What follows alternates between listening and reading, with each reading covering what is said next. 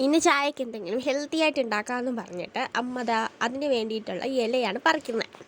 പിന്നെ എന്ത് ഇലയാണെന്ന് ചോദിച്ചാൽ പരുത്തി ഇലയാണ്. അതിന് കുറേ ഹെൽത്ത് ബെനിഫിറ്റ്സ് ഒക്കെ ഉണ്ട്. സാധാരണ ഞാനാണ് പറിക്കാൻ പോവാറ്, ഇപ്പം അമ്മയാണ്, ഞാനാണ് വീഡിയോ എടുക്കുന്നത്. ഇതാണ് സാധനം.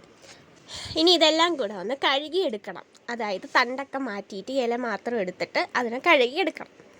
ഇനി വേണ്ടത് പച്ചരിയാണ്. അതിനെ നന്നായിട്ട് കഴുകിയെടുത്ത് ആ ഇലയും പച്ചരിയും ഒരുമിച്ച് വെച്ച് നന്നായിട്ട് അരച്ചെടുക്കണം. സംഭവം ഇത് നീണ്ടൊരു പ്രോസസ്സാണ്. ഇത് അരയ്ക്കാനും പാറ്റിയെടുക്കാനും അതുപോലെ തന്നെ വറുത്തെടുക്കാനും ഒക്കെ കുറേ നേരം പിടിക്കും. എന്നാൽ ഇത് കുറേ നാൾ സ്റ്റോർ ചെയ്ത് വെക്കാൻ പറ്റും. ഏകദേശം 1 മാസത്തിൽ കൂടുതൽ ഇത് ഇരിക്കുകയും ചെയ്യും. പിന്നെ ഇവിടുത്തെ മെയിൻ തേങ്ങ ചിരകൽ സ്പെഷ്യലിസ്റ്റ് ഞാനാണ്.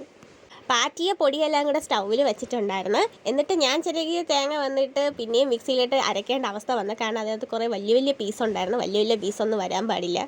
പിന്നെ അതിലോട്ട് ജീരകപ്പൊടി, കുറച്ചുപ്പ്, ഒരു നുള്ളുപ്പ് അത്രയും മതി. പിന്നെ ആവശ്യത്തിന് നെയ്യ്, നമ്മുടെ രുചിക്കനുസരിച്ച് നെയ്യ് ചേർക്കണം. ഇതിൽ പഞ്ചസാരയൊന്നും ചേർക്കാറൊന്നുമില്ല.